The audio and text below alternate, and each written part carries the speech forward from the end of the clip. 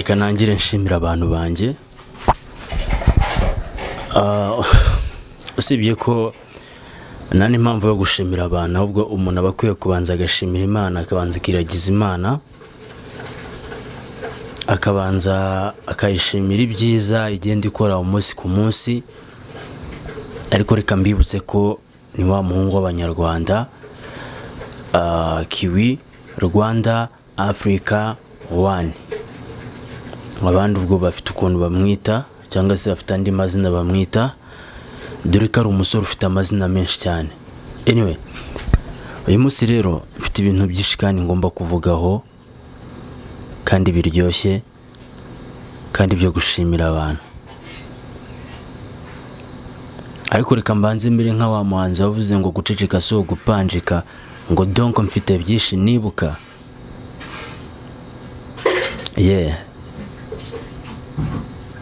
Nyamara hari ikintu yaravuze kandi cy'ingenzi kandi gikomeye cyane, ahubwo nuko tutamenye icyo avuze.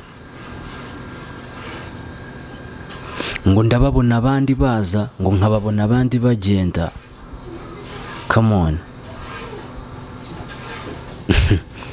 Ngo mfite byinshi nibuka. Ngo guceceka ntago ari ukugira gute, ntago ari ugupanjika. Donc iryo jambo hari icyo rivuze kandi gikomeye cyane. Ntago nishimye, ariko nta nubwo mbabaye cyane. Ariko ntago byambuza gukora ibyo ngomba gukora kameme.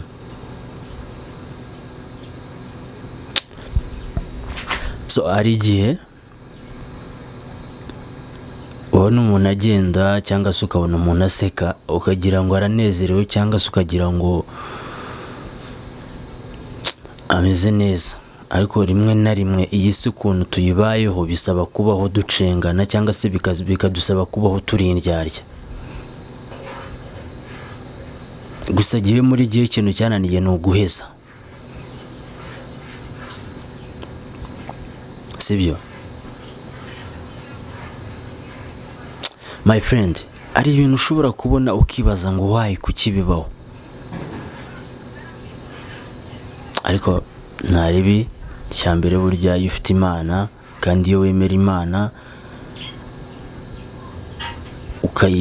nyine ugasenga nta buryarya kandi ugashikama cyane, nta hantu na hamwe itagutembereza, ndetse nta n'ahantu itakugeza. Ubundi umunsi umwe Theo niwe wigeze kuririmba ngo kubita utababarira, ngo kandi Imana uzaza urwana inkundura, ngo imitego yose bagutega igomba kuba yava mu nzira. Ngira ngo hari icyo mwumva aba agomba kumva.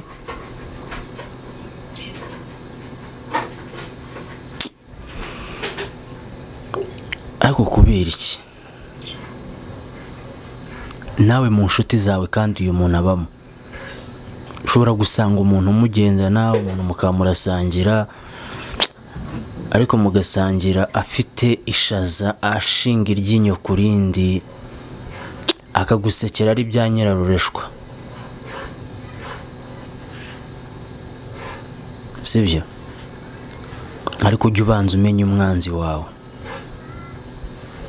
jya ubanza umenye umwanzi wawe, umenye inshuti yawe, ubanza umenye se abantu tugendana ni bantu ki. Ibaze ko umuntu mushobora kuba mwakwicarana mu kabari ukaba wamugurira nk'inzoga z'ibihumbi 500, ariko ku mutima wagufitiye umutima mubi cyane. Ndi ushobora gutandukana nawe akaba ari kwishaza, cyangwa se za nzoga zawe akazinywa ariko ari kwishaza.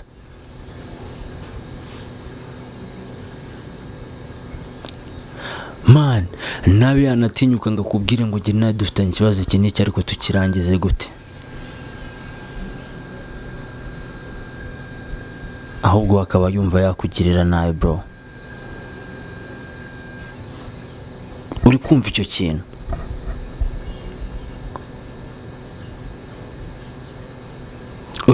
Nyine ngaho banza nawe ubitekereze, wumva izo nshuti zawe nyine ugendana nazo, ubana nazo umunsi ku munsi. Man, ukabana n'umuntu umucengana ariko utabizi.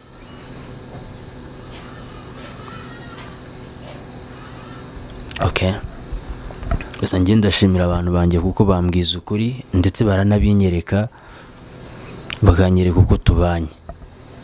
Uwo tutabanye neza arabinyereka ko tutabanye neza, uwo tubanye neza nakabinyereka ko tubanye neza. Ariko jyewe ntago ndumwe muri babajama babasha guhereza umuntu. Iyo nkubonye ibintu bitagenda neza ndabikubwira, iyo nkubonye ikintu ntishimiye ndabikubwira. Burangiyeho kugira ngo ugende unyifiteho umwikomo cyangwa se ugende utanyishimiye,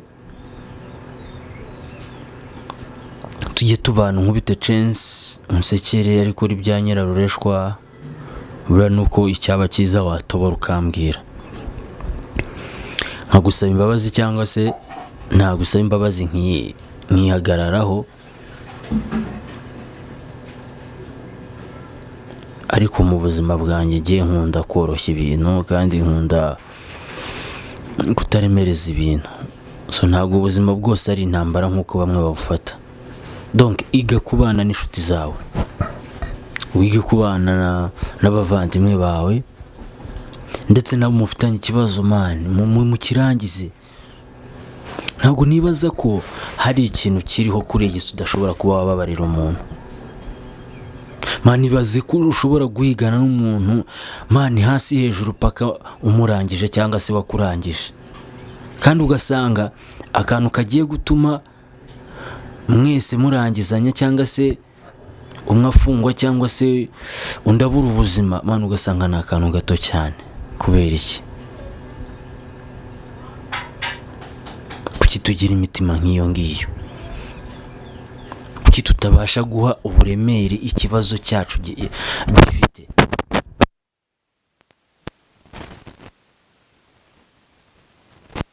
Ikigeragezo ariko bifu wagirana n'umuntu yarangiye. My friend, ushobora gutambuka ari imodoka ikagukubita ducika akaguru, ariko ngo umuntu ngo yakuvuze warangiza ukajya guhigana nawe kugeza ubwo akurangije, cyangwa se wowe ukageraho umurangiza. Kubera iki? Yakuvuze tu byagutwaye iki? Ariko imodoka yakubise yapfuye, cyangwa se uwo mwarwanye mwakomerekeranyije, umwe yagiye kwa muganga undi cyangwa se yapfuye, byarangiye.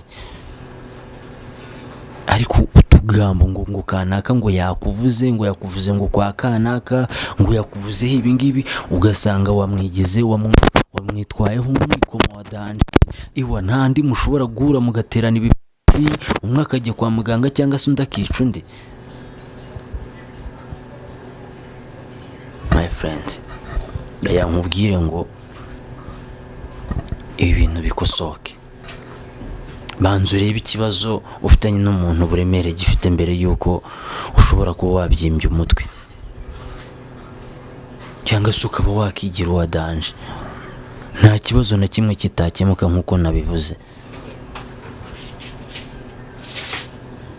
Reka nikomereze muri gahunda zanjye.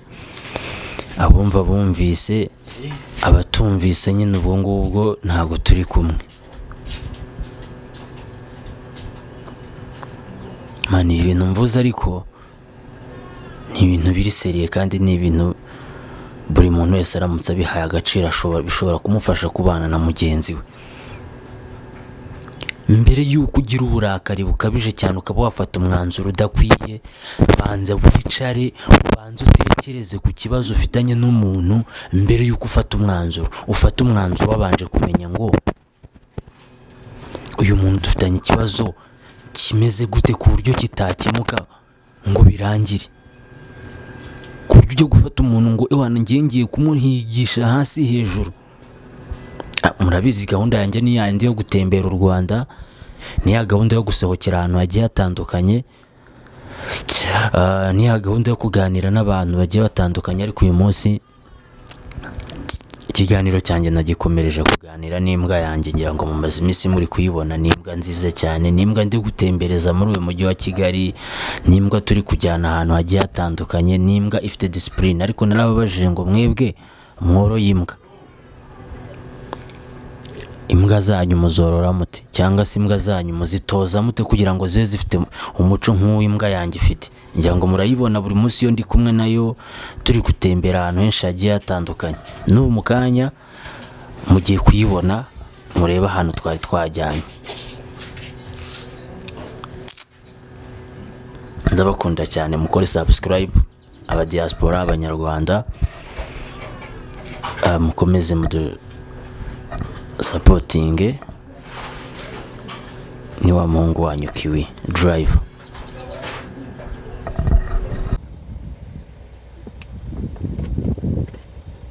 Anyway, njye mbibabwira ko njye n'imbwa yanjye turi inshuti cyane kandi inshuti nziza cyane. ni imbwa dusabana, imbwa tugenda naho tugiye hariho hose. iyi mbwa rero bayita Cupcake. imbwa izi ubwenge cyane, kuko buriya abantu bajya bavuga ngo imbwa ngo ntabwo zizi ubwenge, ariko imbwa ziri mu bintu bize ubwenge. navuga yuko imbwa ubushobozi ifite nuko itavuga, ariko geste ikora ikwereka yuko nayo izi ubwenge, sibyo? ariko nanone biterwa nuko imbwa wayitoje.